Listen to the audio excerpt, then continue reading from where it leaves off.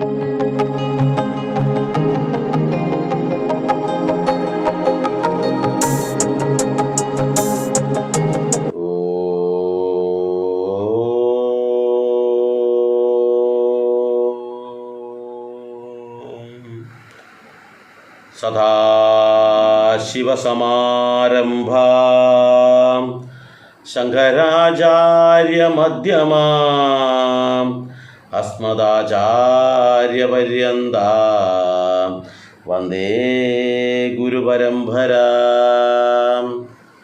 പ്രിയ കുടുംബാംഗങ്ങളെ, നിരവധി ആൾക്കാർ ഹൈന്ദവ സനാതന ധർമ്മത്തെ പരിഹസിച്ചും കൊണ്ടും അതിലെ വിശ്വാസികളെ പരിഹസിച്ചും കൊണ്ട് ചോദിക്കുന്ന ചോദ്യമാണ്, ഈ ഹിന്ദുക്കൾക്ക് എന്തിനാ ഇത്രയേറെ ദൈവങ്ങൾ എന്ന്? നമ്മൾക്കെല്ലാം ഒറ്റ ദൈവമല്ലേ ഉള്ളൂ, നിങ്ങൾക്ക് മാത്രം എന്താ ഇത്രയേറെ ദൈവങ്ങൾ എന്ന്? 33 കോടി ദൈവങ്ങൾ. അപ്പോൾ നിങ്ങൾക്കൊരു ബുദ്ധിമുട്ട് വന്നാൽ നിങ്ങൾ ആരെയാ വിളിക്കുക? ഇത്രയേറെ ദൈവങ്ങളല്ലേ നിങ്ങൾക്കുള്ളത് എന്നൊരു ചോദ്യങ്ങൾ ചോദിച്ചുകൊണ്ട് പരിഹസിക്കുന്ന ആൾക്കാരുണ്ട്. ഏക ദൈവമാണ് പാടുള്ളൂ, നിങ്ങൾക്ക് അനവധി ദൈവങ്ങളുണ്ട് എന്ന് പറഞ്ഞിട്ടാണ് പറയുന്നത്. അപ്പോൾ ഈ ഏകദൈവം മാത്രമാണ് ഉള്ളത്, ബാക്കിയെല്ലാം ശരിയല്ല എന്ന് പറയുമ്പോൾ നമ്മൾ രസകരമായ ഒരു മറുപടി അങ്ങോട്ട് കൊടുക്കേണ്ടതുണ്ട്.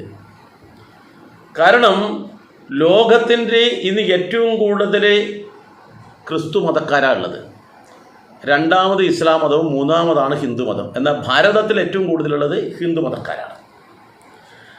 ഇന്ന് ഏറ്റവും കൂടുതൽ വളരുന്നൊരു മതം ഏതാണെന്ന് വെച്ച് കഴിഞ്ഞാലും അതും ഹിന്ദു മതം തന്നെയാണ്. കാരണം പാശ്ചാത്യ രാജ്യങ്ങളിലെല്ലാം തന്നെ ഈ മതത്തിൻ്റെ മഹത്വം മനസ്സിലാക്കിയിട്ട് സോപ്പും ചീപ്പും കണ്ണാടിയും ഒന്നും വാങ്ങാതെ തന്നെ ആ മഹത്വം മനസ്സിലാക്കിയിട്ട് ഇതിലേക്ക് ഒഴുകി വരുന്ന ജനലക്ഷങ്ങളാണ് എന്നുള്ളത് എന്ന് നമ്മൾ മനസ്സിലാക്കണം.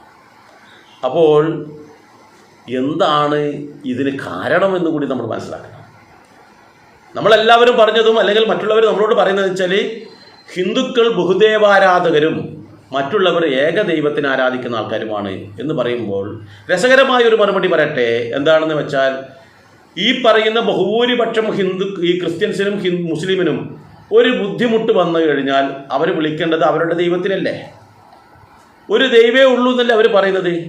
അപ്പോൾ ഏകദൈവമായിട്ടുള്ള അദ്ദേഹത്തിന് ഇത്രയേറെ ജനങ്ങളുടെ അരികിലേക്ക് എങ്ങനെയാണ് ഓടിയെത്തിയിട്ട് അവരെ സഹായിക്കാൻ കഴിയുക? ഒരു സംശയമാണ്. ഒരു ദൈവമേ ഉള്ളൂ അവർക്ക്, ഏകദൈവത്തിനല്ലാതെ വേറെ ഒന്നിനെയും ആരാധിക്കാൻ പാടില്ല എന്നാണ് പറയുന്നത്. അപ്പോൾ ആ ഏകദൈവത്തിനെ ആരാധിക്കുന്ന ആൾക്കാർക്ക് എന്തെങ്കിലും ഒരു ബുദ്ധിമുട്ട് വന്നു, ഒരു അപകടത്തിൽപ്പെട്ടു, അവർ വിളിക്കും. ഒരേ സമയത്ത് ഈ ഭൂമിയുടെ പല ഭാഗത്തു നിന്നും ആൾക്കാർ വിളിക്കും. ഇവിടത്തേക്കെല്ലാം ഇദ്ദേഹത്തിന് ഓടിയെത്താൻ പറ്റുമോ ഈ ഒറ്റ ദൈവത്തിന്? അത് വളരെ ബുദ്ധിമുട്ടല്ലേ? എന്നാൽ ഹിന്ദുക്കൾക്ക് 33 കോടി ദൈവങ്ങൾ ഉള്ളത് കൊണ്ട് തന്നെ അവർക്കൊരു ബുദ്ധിമുട്ട് വന്നു കഴിഞ്ഞാൽ ഒന്നുകിൽ ശിവനെ വിളിച്ച് പ്രാർത്ഥിക്കുമ്പോൾ ശിവൻ തിരക്കിലാണെങ്കിൽ മഹാവിഷ്ണുവിനെ വിളിക്കാം, അല്ലെങ്കിൽ മഹാവിഷ്ണു തിരക്കിലാണെങ്കിൽ ദേവിയെ വിളിക്കാം, ഗണപതിയെ വിളിക്കാം, അയ്യപ്പനെ വിളിക്കാം, ശാസ്താവിനെ വിളിക്കാം, ഗണപതിയെ വിളിക്കാം. അങ്ങനെ ഏത് ദൈവങ്ങളെയും നമുക്ക് വിളിച്ചിട്ട് കഴിഞ്ഞാൽ നമുക്ക് രക്ഷപ്പെടാൻ പറ്റും. നിങ്ങൾ എന്ത് ചെയ്യും എന്നൊരു ചോദ്യം രസകരമായിട്ട് വേണം ചോദിക്കാം. എന്നാൽ നമ്മൾ മനസ്സിലാക്കേണ്ട ഒരു കാര്യം എന്താണെന്നറിയോ? ലോകത്ത് ഏകദൈവ വിശ്വാസികളായിട്ടുള്ളത് ഒരേ ഒരു വിഭാഗം മാത്രമേ ഉള്ളൂ, അത് സനാതന ധർമ്മ വിശ്വാസികളാണ്. എന്ന് വെച്ചാൽ നമ്മൾ ഹിന്ദുക്കളാണ് ഏകദൈവ വിശ്വാസികൾ. അപ്പോൾ നമ്മളോട് അവർ ചോദിക്കുന്നത്, എങ്ങനെയാണ് നിങ്ങൾ ഏകദൈവ വിശ്വാസികളാവുക? നിങ്ങൾക്കെല്ലാം നിരവധി ദൈവങ്ങളുള്ളത്. വിഷ്ണുവുണ്ട്, ശിവനുണ്ട്, ബ്രഹ്മാവുണ്ട്, ദേവിയുണ്ട്, ഗണപതിയുണ്ട്, അയ്യപ്പനുണ്ട്, മുത്തപ്പനുണ്ട്, അങ്ങനെ നിരവധി ദൈവങ്ങൾ നിങ്ങൾക്കല്ലേ ഉള്ളത്. അപ്പോൾ പിന്നെ നിങ്ങൾ തന്നെ പറയുന്നു ഏകദൈവത്തിൻ്റെ ആൾക്കാരാണ് നിങ്ങളെന്ന്. മറിച്ച് നമ്മളല്ല ഏകദൈവത്തിൻ്റെ ആൾക്കാർ. എന്നാൽ ഞാൻ പറയുന്നത് എന്താണെന്ന് വെച്ചാൽ, ഇപ്പോൾ ഉദാഹരണത്തിന് ഇപ്പോൾ ക്രിസ്തു മതത്തിലേക്ക് എടുത്തു കഴിഞ്ഞാൽ അവിടെ പലതരത്തിലുള്ള മാതാക്കന്മാരെ, മറിയത്തിനെയും ത്രേസ്യയെയും അതുപോലെയുള്ള പല മാതാവിനെ ആരാധിക്കുന്നുണ്ട്. യേശുവിനെ ആരാധിക്കുന്നു, കർത്താവിനെ ആരാധിക്കുന്നു, ഗീവർഗീസ് പുണ്യാളിനെ ആരാധിക്കുന്നു, തോമസ് ലിഹയെ ആരാധിക്കുന്നു. അങ്ങനെ നിരവധി ദൈവസങ്കല്പങ്ങളെ അവർ ആരാധിക്കുന്നു പുണ്യാളന്മാരായിട്ടും. ഇനി ഏതെങ്കിലും പള്ളിയിൽ നിന്നൊക്കെ മരിച്ചു പോയിട്ട് അല്ലെങ്കിൽ സന്യാസ ജീവിതത്തിനിടയിൽ മരിച്ചു പോയിട്ടുള്ള അൽഫോൻസാമയെ പോലെയുള്ള പുണ്യവതികളായ, അതുപോലെ തന്നെ നമ്മുടെ മദർ തെരേസയെ പോലെയുള്ള പുണ്യവതികളായ ആൾക്കാരെയും അവരിങ്ങനെ ഇതുപോലെ ആരാധിക്കുന്നുണ്ട്. അവർ പിന്നെ ഇങ്ങനെ ഏകദൈവ വിശ്വാസികളാകും നിങ്ങൾ? ഒരു സംശയമാണ്. പിന്നെ അതവിടെ നിൽക്കട്ടെ. ഇനി ഇസ്ലാം മതത്തിലേക്ക് നോക്കിക്കഴിഞ്ഞാലോ, ഇസ്ലാം മതത്തിൽ നോക്കിക്കഴിഞ്ഞാൽ അവരുടെ ഏകദൈവം എന്ന് പറയുന്നത് അള്ളാഹുവാണ്. എന്നാൽ അവർ അള്ളാഹുവിനേക്കാളും കൂടുതൽ ആരാധിക്കുന്നത് മുഹമ്മദിനെയാണ്. പിന്നെ ഈ ഭൂമിയുടെ പല ഭാഗങ്ങളിലായിട്ട് മരിച്ചിട്ട് കബറടക്കിയിട്ടുള്ള ഖബർസ്ഥാനിൽ പോയിട്ട് പോലും അവരവിടെ ആരാധിക്കുന്നു എന്നർത്ഥം. നിരവധി തങ്ങൾമാർ ജപിച്ചു ഊതി കൊടുക്കുന്ന വെള്ളം അവർ കുടിക്കുന്നു എന്നുള്ളത് മനസ്സിലാക്കണം. ഇതൊന്നും കൂടാതെ അവർ നിരവധി നബിമാർ അവർക്കുണ്ട്. ഈസാ നബി മുതൽ മൂസാ നബി മുതൽ ഇസ്മായിൽ നബി മുതൽ അങ്ങനെ നിരവധി നബിമാരെ അവർ ആരാധിക്കുന്നുണ്ട്. പിന്നെ ഇങ്ങനെ അവർ ഏകദൈവ വിശ്വാസികളാകും. ഇതിൽ തന്നെ ഷിയ വിഭാഗക്കാരുണ്ട്, സുന്നി വിഭാഗക്കാരുണ്ട്. അവർക്കുള്ള ചിന്താധാരകൾ വേറെയാണ്. അപ്പോൾ ഹിന്ദുക്കളെ സംബന്ധിച്ചിടത്തോളം ഏകദൈവം എന്ന് പറഞ്ഞാൽ ഈ പ്രപഞ്ചം മുഴുവൻ നിറഞ്ഞു കിടക്കുന്ന ഒരു ഈശ്വര ചൈതന്യം, പ്രപഞ്ചം മുഴുവൻ നിറഞ്ഞു കിടക്കുക ഈ ഹിന്ദുക്കളുടെ വിശ്വാസം. അത് എവിടെ നിന്ന് തുടങ്ങിയിട്ട് എവിടെ വരെ ഉണ്ട് എന്ന് ആർക്കും പറയാൻ കഴിയില്ല. കാരണം എന്താ, എല്ലാ സ്ഥലത്തും നിറഞ്ഞു കിടക്കുക. ഒരു ബക്കറ്റ് വെള്ളം ഒഴിച്ചു കഴിഞ്ഞാൽ ആ ബക്കറ്റിൻ്റെ ഉള്ളിൽ മുഴുവൻ അത് നിറഞ്ഞു കിടക്കുന്നുണ്ട് എന്ന് നമ്മൾ മനസ്സിലാക്കണം. അതുപോലെയാണ് ഈ പ്രപഞ്ചം മുഴുവൻ നിറഞ്ഞു കിടക്കുന്ന ആ ഈശ്വരീയ ചൈതന്യം. ആ ഈശ്വരീയ ചൈതന്യം ഇല്ലാത്ത ഒരു സ്ഥലവും ഈ ഭൂമിയിലില്ല, അല്ലെങ്കിൽ ഈ പ്രപഞ്ചത്തിലില്ല എന്നുള്ളതാണ് യാഥാർത്ഥ്യം. എല്ലാ സ്ഥലത്തും ഈ ഈശ്വരീയ ചൈതന്യം നിറഞ്ഞു കിടക്കുന്നുണ്ട്. ഹിന്ദുക്കളുടെ സങ്കല്പത്തിലുള്ള ഈശ്വര ചൈതന്യം എല്ലാ സ്ഥലത്തും നിറഞ്ഞു കിടക്കും. അപ്പോൾ അത് മണ്ണിലുമുണ്ട്, വിണ്ണിലുമുണ്ട്, തൂണിലുമുണ്ട്, തുരുമ്പിലുമുണ്ട്, എല്ലാ സ്ഥലത്തുമുണ്ട് എന്നാണ് നമ്മൾ പറയുന്നത്. എല്ലാ സ്ഥലത്തും ഈ ഈശ്വര ചൈതന്യം നിറഞ്ഞു കിടക്കുന്നുണ്ട്. അപ്പോൾ ഇവിടെയുള്ള സർവ്വചരാചരങ്ങളിലും അതേ ഈശ്വര ചൈതന്യം തന്നെയാണ് ഉള്ളത് എന്നർത്ഥം. എന്ന് വെച്ചാൽ നമ്മളൊരു കിണറിൽ നിന്നും വെള്ളം എടുത്തു കഴിഞ്ഞാൽ അതല്പം ഒരു തൊട്ടിയിലെടുത്തു, അല്ലെങ്കിൽ ഒരു ബക്കറ്റിലെടുത്തു, ഒരു കുപ്പിയിലെടുത്തു, ഒരു കലത്തിലെടുത്തു, ഒരു കപ്പിലെടുത്തു, ഒരു ഗ്ലാസ്സിലെടുത്തു, ഇതെല്ലാം ഏതാ വെള്ളം?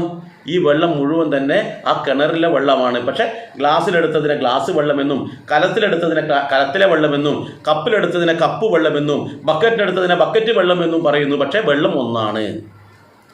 അതുപോലെ ഈ പ്രപഞ്ചം മുഴുവൻ നിറഞ്ഞു കിടക്കുന്ന ആ ഈശ്വരീയ ചൈതന്യം ഇവിടെയുള്ള ഓരോ ജീവജാലങ്ങളിലും നിക്ഷേപിച്ചിട്ടുണ്ട്. കിണറിൽ നിന്ന് വെള്ളമെടുത്ത് പാത്രത്തിൽ ഒഴിച്ചതുപോലെ ഈ പ്രപഞ്ചം മുഴുവൻ നിറഞ്ഞു കിടക്കുന്ന ആ ഈശ്വരീയ ചൈതന്യത്തിനെ ഓരോ ജീവജാലങ്ങളിലും നിക്ഷേപിച്ചിട്ടുണ്ട് എന്നാണ് ഹിന്ദുക്കൾ പറയുന്നത്. എന്ന് വെച്ചാൽ MG വിനോദ് ആകുന്ന ഈ ശരീരത്തിൻ്റെ ഉള്ളിലും അത് അവിടെ ഒഴിച്ചു വെച്ചിട്ടുണ്ട്, അല്ലെങ്കിൽ അതിൽ ആ ചൈതന്യമുണ്ട്. ഈ എന്നെ കേൾക്കുന്ന നിങ്ങളിൽ എല്ലാവരിലും ആ ചൈതന്യമുണ്ട്.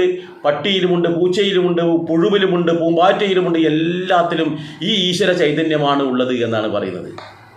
അതിന് ഏറ്റവും വലിയ ഉദാത്തമായിട്ടുള്ള ഉദാഹരണമാണ് 18-ാം പടി കയറിയിട്ട് സന്നിധാനത്തൂല എന്നുള്ള ശബരിമലക്ക് ആ 18-ാം പടി കയറി മുകളിലേക്ക് എത്തുമ്പോൾ അവിടെ എഴുതിയിരിക്കുന്നു തത്വമസി എന്ന്. എന്താ പറഞ്ഞിരിക്കുന്നത്? നീ ആരെ അന്വേഷിച്ചാണ് ഇവിടത്തേക്ക് വന്നിട്ടുള്ളത്? ആ അയ്യപ്പസ്വാമിയെ അന്വേഷിച്ചിട്ടല്ലേ? ആ അയ്യപ്പസ്വാമിയെ അന്വേഷിച്ച് വരുമ്പോൾ അതേ ചൈതന്യം അത് തന്നെയാണ് നിന്റെ ഉള്ളിലുമുള്ളത്. കാരണം അത് തന്നെയാണ് ഇത്, അത് തന്നെയാണ് നീ എന്ന് പറയുന്നു. അഹം ബ്രഹ്മാസ്മി എന്ന് പറയുന്നു. കാരണം വെച്ചാൽ ഞാനും ബ്രഹ്മമാണ്. നമ്മളിൽ ഉള്ളതെല്ലാം തന്നെ എല്ലാ ജീവജാലങ്ങളിലും ബ്രഹ്മമാണുള്ളത്, ആ ഈശ്വര ചൈതന്യമാണുള്ളത്. അപ്പോൾ ഒന്നാണ് സാധനം. കിണറിലെ വെള്ളമെടുത്ത് പല പാത്രത്തിലും ഒഴിച്ചതുപോലെ ഇവിടെയുള്ള സർവ്വചരാചരങ്ങളിലും ആ ഈശ്വരീയ ചൈതന്യമാണ് നിറഞ്ഞിരിക്കുന്നത്. രൂപത്തിൽ മാത്രമേ വ്യത്യാസമുള്ളൂ. ഗ്ലാസ്, കപ്പ്, ബക്കറ്റ്, കലം, കുപ്പി ഇതെല്ലാം വ്യത്യസ്തമായ രൂപമായിരിക്കാം. പക്ഷെ അതിൻ്റെ ഉള്ളിലുള്ളത് എന്താണ്? ആ കിണറിലെ വെള്ളമാണ്. അതുപോലെ ഈ പ്രപഞ്ചം മുഴുവൻ നിറഞ്ഞു കിടക്കുന്ന ആ ഈശ്വരീയ ചൈതന്യമാണ് നമ്മളിൽ എല്ലാവരിലും ഉള്ളത് എന്നർത്ഥം. അപ്പോൾ ഈ പ്രപഞ്ചം മുഴുവൻ നിറഞ്ഞു കിടക്കുന്ന ആ ഈശ്വരീയ ചൈതന്യത്തിനെ നമ്മൾ ചില ആൾക്കാർ പരബ്രഹ്മം എന്ന് പറയും, അല്ലെങ്കിൽ പരമാത്മാവ് എന്ന് പറയും, അല്ലെങ്കിൽ ബ്രഹ്മാവ് എന്ന് പറയും, വിഷ്ണു എന്ന് പറയും, ശിവൻ എന്ന് പറയും, അല്ലെങ്കിൽ ഈശ്വരി, പരാശക്തി എന്നൊക്കെ വിളിക്കുന്നു. എന്തിനാണ് വിളിക്കുന്നത്? ഈ ഒരൊറ്റ ചൈതന്യത്തിനെ പലരും പല പേരിൽ വിളിക്കുന്നു എന്നർത്ഥം. ഈ ഒരു ചൈതന്യത്തിനെ തന്നെയാണ് പലരും പല പേരിലാണ് വിളിക്കുന്നത്. പക്ഷേ സംഭവം ഒന്നാണ്. നമ്മൾ ആ കിണറിലുള്ള വെള്ളം പറഞ്ഞു, ആ വെള്ളത്തിനെ മലയാളിയായ നമ്മൾ വെള്ളം എന്ന് പറയുമ്പോൾ ഹിന്ദിക്കാരായ ആൾക്കാർ അതിനെ പാനി എന്ന് പറയും. പക്ഷെ വെള്ളവും പാനിയും ഒന്ന് തന്നെയാണെന്ന് മനസ്സിലായില്ലേ? ഇംഗ്ലീഷുകാരൻ അത് വാട്ടർ എന്ന് പറയുമ്പോൾ തമിഴൻ അതിന് തണ്ണി എന്ന് പറയുന്നു. പക്ഷെ സംഭവം എല്ലാം ഒന്ന് തന്നെയാണ്. ആ ഒരേ സാധനത്തിനെ പല പേരിൽ നമ്മൾ വിളിച്ചു എന്ന് മാത്രം. അതുപോലെ ഈ പ്രപഞ്ചം മുഴുവൻ നിറഞ്ഞു കിടക്കുന്ന ആ ഈശ്വരീയ ചൈതന്യത്തിനെ ബ്രഹ്മാവെന്നോ വിഷ്ണുവെന്നോ ശിവനെന്നോ ദേവിയെന്നോ പരമാത്മാവെന്നോ പരബ്രഹ്മമെന്നോ ഒക്കെ നമ്മൾ വിളിക്കുന്നു. പക്ഷെ ഒറ്റ സാധനമാണ്. ആ ചൈതന്യമാണ് നമ്മളിൽ ഓരോ ആൾക്കാരിലും ഉള്ളത് എന്നുള്ളത് കൊണ്ട് തന്നെ ആ ചൈതന്യത്തിനെ നമ്മുടെ എല്ലാം ഉള്ളിൽ നമ്മൾ കാണുന്നു. എല്ലാ സർവ്വചരാചരങ്ങൾ, എന്തിനേറെ 33 കോടി ജീവജാലങ്ങളിലും ഈ ചൈതന്യം നിറഞ്ഞു കിടക്കുന്നു. അതുകൊണ്ടാണ് നമ്മൾ എന്ത് ചെയ്യുന്നത്? അവരിലെല്ലാവരിലും ഈശ്വരനെ നമ്മൾ കാണുന്നത്. അവരിൽ എല്ലാവരിലും ഈശ്വരനെ കാണുന്നത് കൊണ്ടാണ് നമ്മൾ അവരെ കാണുമ്പോൾ നമസ്തേ, ഞാൻ നമസ്കരിക്കുന്നു നിങ്ങളെ എന്ന് പറയാൻ കാരണം. ഹലോ എന്നല്ല, ഞാൻ നിങ്ങളെ നമസ്കരിക്കുന്നു, നിങ്ങളുടെ ഉള്ളിലുള്ള ഈശ്വരീയ ചൈതന്യത്തിനെയാണ് നമസ്കരിക്കുന്നത്. അതുകൊണ്ട് തന്നെയാണ് നമ്മൾ നമ്മുടെ മുന്നിലുള്ള ബഹുമാനിക്കപ്പെടേണ്ട എല്ലാ ചൈതന്യത്തിനെയും നമ്മൾ പാദം തൊട്ട് നമസ്കരിക്കുകയും ചെയ്യുന്നത്. നമ്മൾ എല്ലാത്തിലും ഈശ്വരനെ കാണുന്നു എന്നർത്ഥം. അപ്പോൾ ഏക ദൈവമാണ്, അതിനെ പല രൂപത്തിലൂടെ കാണുന്നു എന്നർത്ഥം. ഒരൊറ്റ ജലമാണ്, അതിനെ ഗ്ലാസ്സിലൂടെയും കുപ്പിയിലൂടെയും അതുപോലെ കലത്തിലൂടെയും കപ്പിലൂടെയും ഒക്കെ നമ്മൾ പല പേരിലൂടെ കാണുന്നത് പോലെ ഈ പ്രപഞ്ചം മുഴുവൻ നിറഞ്ഞു കിടക്കുന്ന ആ ഈശ്വരീയ ചൈതന്യത്തിനെ പല രൂപത്തിലും പല ഭാവത്തിലും നമ്മൾ ആരാധിക്കുന്നു എന്ന് വേണം മനസ്സിലാക്കാൻ. അതുകൊണ്ടാണ് ഭഗവാൻ കൃഷ്ണൻ ഭഗവത്ഗീതയിൽ പറഞ്ഞത്, നിങ്ങൾ ഏത് രൂപത്തിൽ വേണമെങ്കിലും ഏത് ഭാവത്തിൽ വേണമെങ്കിലും നിങ്ങൾ ആരാധിച്ചോളൂ, അതെല്ലാം ഞാൻ തന്നെയാണ് എന്ന്. അപ്പോൾ ഈ ഭൂമിയിലുള്ള ഏകദൈവ വിശ്വാസി എന്ന് പറയുന്നത് ആരാ? നമ്മളാണ്. നമ്മൾ 30 കോടി ജീവജാലങ്ങളിലും ആ ഈശ്വരീയ ചൈതന്യത്തെ കാണുന്നു. അതുകൊണ്ടാണ് നദികളിൽ നമ്മൾ നദിയെ പുണ്യനദിയായിട്ട് ഈശ്വരിയായിട്ട് കാണുന്നു, ഗംഗാദേവിയായിട്ട് കാണുന്നു, സരസ്വതി മാതാവായിട്ട് കാണുന്നു, പർവ്വതങ്ങളെ ഈശ്വരനായിട്ട് കാണുന്നു, മരങ്ങളെ ഈശ്വരനായിട്ട് കാണുന്നു, പ്രകൃതിയിലുള്ള എല്ലാ ജീവജാലങ്ങളെയും ഈശ്വരനായി കാണുന്നു. എന്തുകൊണ്ടാണ്? ഇതിലെല്ലാം തന്നെ ആ ഈശ്വരീയ ചൈതന്യം നിറഞ്ഞു നിൽക്കുന്നു എന്നുള്ളത് കൊണ്ട് മാത്രമാണ്. അപ്പോൾ നമുക്ക് അഭിമാനത്തോടു കൂടി, കുറച്ച് അഹങ്കാരത്തോടു കൂടി നമുക്ക് പറയാം, ലോകത്തുള്ള ഏകദൈവ വിശ്വാസികൾ എന്ന് പറയപ്പെടുന്നത് നമ്മൾ മാത്രമാണ്. ഒരേ ഒരു ഈശ്വര ചൈതന്യം, അതിൻ്റെ പല ഭാവവും പല രൂപവും ഒക്കെ ഉള്ളത്. അപ്പോൾ അതിൽ വിശ്വസിച്ച് നമ്മൾ മുന്നോട്ട് പോകുന്നത് കൊണ്ടാണ് എല്ലാവരെയും, മറ്റുള്ളവരെല്ലാം തന്നെ ഈശ്വരനെ ആരാധിക്കുന്നിട്ട് ഒരേ ഒരു ദൈവമേ ഉള്ളൂ എന്ന് പറഞ്ഞിട്ട് ഏതെങ്കിലും ഒരു രൂപത്തിലേക്ക് ചൂണ്ടിക്കാണിക്കുമ്പോൾ നമ്മൾ പറയുന്നത് നമ്മുടെ മുന്നിലേക്ക് വരുന്ന എല്ലാത്തിനെയും നമ്മൾ ആരാധിക്കണം, എല്ലാത്തിനെയും പൂജിക്കണം, ഇതെല്ലാം ഈശ്വരൻ്റെ സൃഷ്ടിയാണ്, ഈശ്വരൻ തന്നെയാണ് എന്ന് പറയുന്നു.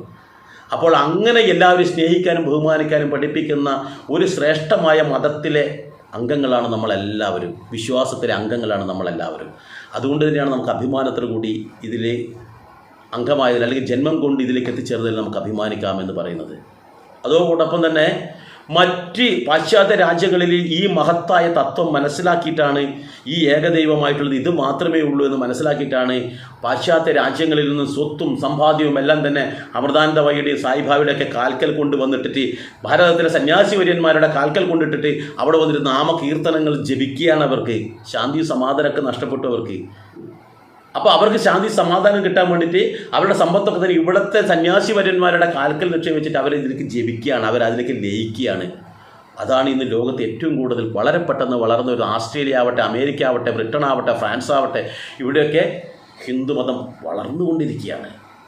അപ്പോൾ നമ്മൾ അതിലേക്ക് ജനിച്ച് വീഴാൻ പറ്റിയെങ്കിൽ നമ്മൾ എത്ര ഭാഗ്യവാന്മാരാണ്. നമുക്ക് അഭിമാനത്തോടു കൂടി സന്തോഷത്തോടു കൂടി പറയാം, സാക്ഷാൽ ശ്രീനാരായണൻ്റെ ആ വൈകുണ്ഠം, ഭഗവാന്റെ കൈലാസം ഒക്കെ നമ്മുടെ ഈ ഭാരതം മണ്ണിലാണുള്ളതെന്ന് പറയുന്നത്. സാക്ഷാൽ ശ്രീരാമചന്ദ്രൻ്റെ ജന്മം കൊണ്ട് പവിത്രമായ ഭൂമിയാണ് ഈ ഭാരതം. ശ്രീകൃഷ്ണ ഭഗവാൻ ഓടിക്കളിച്ച് നടന്ന പുണ്യഭൂമിയാണ് ഈ ഭാരതം. അവിടെ നമ്മൾ ജനിച്ചു. അതും ആ സനാതന ധർമ്മത്തിൽ തന്നെ ജനിക്കാൻ നമുക്ക് കഴിഞ്ഞത് നമ്മുടെ മുൻജന്മ സുഹൃതമാണ്. നമുക്കും അഭിമാനത്തോട് പറയാം, ഏകദൈവ വിശ്വാസികൾ എന്ന് പറയുന്നത് നമ്മൾ മാത്രമേ ഉള്ളൂ എന്നുള്ളത്. നമുക്കൊരേ ഒരു ദൈവമേ ഉള്ളൂ. ആ ദൈവത്തെ നിങ്ങൾ ഏത് പേരിൽ വിളിച്ചോ, ഏത് രൂപത്തിൽ വേണമെങ്കിലും ആരാധിച്ചോളൂ, ഒരു പരാതിയുമില്ല. ആരും നിങ്ങളുടെ തല വെട്ടില്ല, ആരും നിങ്ങളുടെ കാല് വെട്ടില്ല. നിങ്ങൾക്ക് പൂർണ്ണ സ്വാതന്ത്ര്യമാണ്, എങ്ങനെ വേണമെങ്കിലും ആരാധിക്കാം. ഇത്ര സ്വാതന്ത്ര്യമുള്ള ഈ ശ്രേഷ്ഠമായ ധർമ്മത്തിൽ ജനിക്കുകയും വളരുകയും ചെയ്തതിന് നമ്മൾ ആ സർവേശ്വരനോട് പ്രാർത്ഥിക്കുക. നമുക്ക് മറ്റൊരു വീഡിയോയുമായി മറ്റൊരു അവസരത്തിൽ വരാം. എല്ലാവർക്കും നന്ദി, നമസ്കാരം.